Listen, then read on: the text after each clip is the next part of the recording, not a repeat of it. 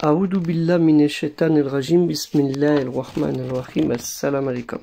Je cherche la protection de Dieu contre le Satan le lapidé, de par le nom de Dieu tout clément et tout plein de miséricorde, que la paix soit sur vous.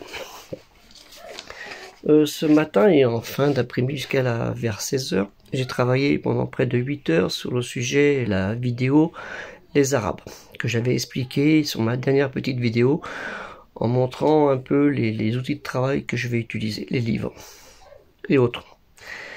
Donc j'ai décidé, après ça, donc 8 heures c'est un peu suffisant pour la journée, je vais me reposer. Bon, je fais une petite promenade, et puis après je dis je vais prendre un petit bouquin pour calmer un petit peu, pour reposer de tout ça, parce que c'est énormément de concentration.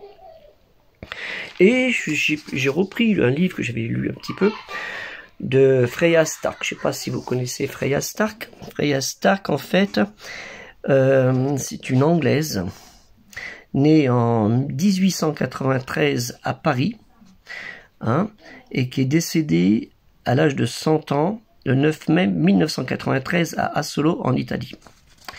À 30 ans, elle a décidé, à l'instar de son professeur, qui voulait lui faire apprendre une langue, je crois l'écossais, elle a décidé d'apprendre l'arabe et le perse.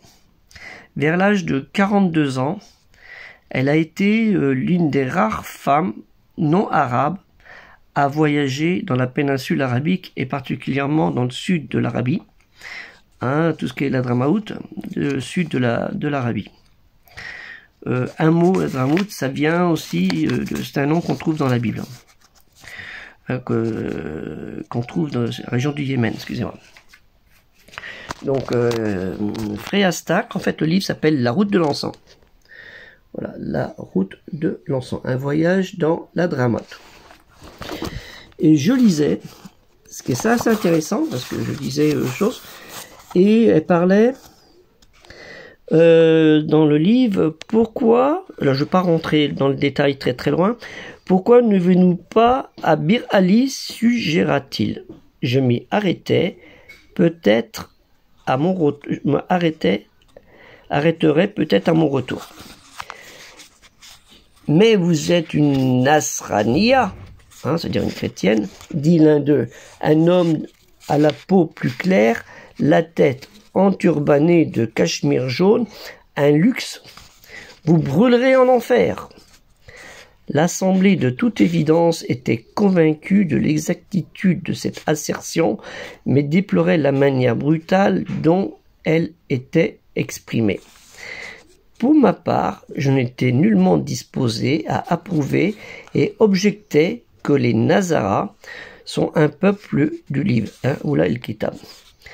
Au jour du jugement, dis-je, leur prophète Jésus les rassembla, Jésus, Issa ibn Myriam, Jésus fils de Marie, les rassemblera, et les Juifs seront rassemblés par Moïse, c'est Moussa. Et le messager de Dieu, en l'occurrence c'est Mohammed, sallallahu alayhi wa sallam, sur lui le salut et la paix, et dit que Dieu le bénisse et le sauve, j'en rajoute un petit peu, rassemblera les croyants, et ils iront tous au paradis. Il est vrai que vos traditions affirment que notre prophète entrera un peu plus tard que l'envoyé de Dieu, en parlant du prophète Mohammed, sallallahu alayhi wa sallam, ça c'est ce que je rajoute, sur lui c'est la paix, mais l'éternité est très longue et je ne vois aucun inconvénient à ce que ma jouissance commence un peu plus tard que la vôtre. Voilà, donc je me suis dit, elle a sorti ça, c'est bien, en plus une petite note, Nasraniya féminin, Nasrani, pluriel Nazara, littéralement de Nazareth en arabe, un des mots pour désigner les chrétiens, NTD, Mahomet, Mohammed. C'est une note du traducteur. Et je me suis dit, par rapport à ce qu'elle a dit, il y a peut-être une petite recherche à faire. Alors je me suis rappelé que Dieu le Très-Haut, Allah Ta'ala, qui soit exalté, nous dit dans la sourate Al-Maïda, le dernier du repas du soir, sur la table servie, en fait c'est le dernier repas de Jésus, fils de Marie, avec ses apôtres à 7 km de Jérusalem, lors de la fin de Pâques, de la Pâque, de Pécha le soir, pour rompre le jeûne. il s'est passé un événement connu dans les évangiles qu'on appelle la scène. En fait, c'est ça le titre Al-Maïda. Mais il faut vraiment, dans le sens quand on veut lire quelque chose, il faut bien le comprendre. Et on trouve au verset 82, je vais vous le lire en français, ce sera moins long pour vous. Tu trouveras les Juifs et ceux qui associent d'autres dieux à Dieu, hein, les petits dieux avec un D minuscule, à Dieu D-I-E-U majuscule, parmi les ennemis les plus acharnés des croyants. Tu trouveras chez eux qui se disent chrétiens les plus proches des croyants et ceux qui leur manifestent le plus d'affection. Ces derniers comptent dans leur rang des officiants et des moines. Les officiants, c'est les prêtres, hein, et des moines qui sont dépourvus d'orgueil. Ça, sourate 5, hein, la table, on va dire. J'ai expliqué le texte complet. Et on trouve dans la sourate 24, la lumière, An-Nur, au chapitre 37, les hommes, hein, Rijal, que nul négoce et nul troc ne distrait du rappel de Dieu et du fait d'élever l'action unifiante de grâce et de verser l'excédent purifié. Ils craignent le jour où leur cœur et leur regard sont bouleversés. Bon, maintenant, il faut trouver c'est quoi ces Rijal. Hein, là, je vous ai parlé des moines, des prêtres. C'est Rijal. Est-ce qu'il y a une corrélation avec ces deux versets?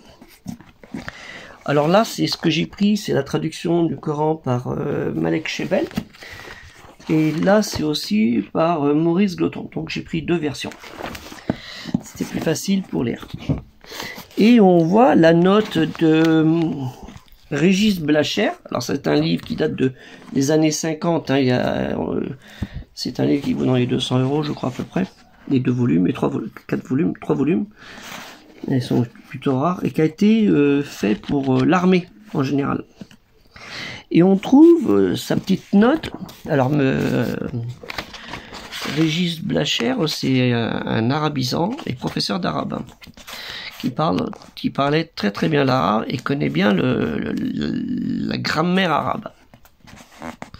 Et lui, en plus, il a fait partie de ces gens qui ont étudié la religion musulmane, qu'on dit l'obéissance dans l'obédience, l'islam.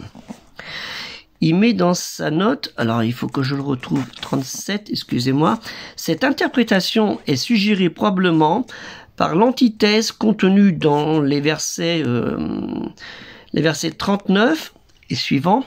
On a tout lieu de penser en fait qu'il s'agit de moines chrétiens.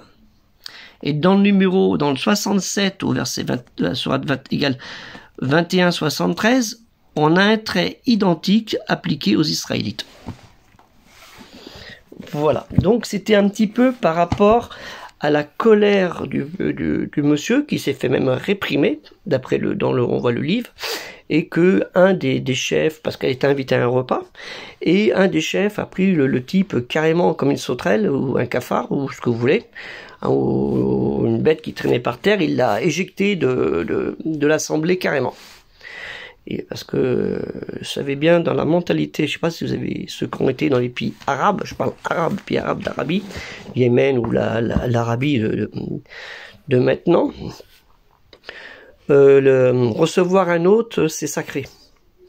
Et l'insulter devant une assemblée, ça se fait pas parce que vous enlevez le sacré à la personne qui a accueilli et qui va se sentir lui-même insulté après. Donc, vous voyez ce que je veux dire? Ça se fait pas, quoi, un chemin. Donc voilà, donc où je voulais en venir par rapport à cette petite lecture intermède, c'est pour ça que le site le projet que j'ai lancé, et aussi par des écrits de tels personnages ou d'autres, on peut revenir aux sources. Hein, ce qu'on appelle Al-Qur'an, la récitation révélée, le prêche. Donc sans le savoir, cette personne a sorti un propos plus ou moins intéressant, mais elle n'a pas été plus profondément, ce qui est un peu dommage. Et voilà, moi je vous donne une information apparemment qui peut convenir aux propos de la personne, hein, de Madame Freya Stark, et à l'insulte de la personne qui arrivait au repas et qui puis, avec l'orgueil, a insulté ça. Parce que on n'a pas insulté, c'est pas nous qui pouvons juger une personne, parce qu'on ne sait pas au jour de la mort de cette personne si celle-ci fera partie des croyants.